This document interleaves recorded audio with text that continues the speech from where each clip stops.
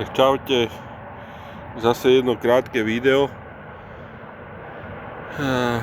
Kapor nejakých 75-80 cm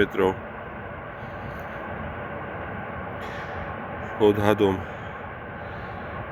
Takže už to miesto vyzerá byť rozbehnuté. Včera bol záber, ale kapor sa vypal, lebo som zistil, že som kúpil háčiky bez protihrotu, takže chytám na takých. Ale dneska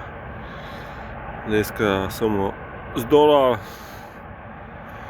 Navnada to isté, čili orech, takže funguje všetko ako má.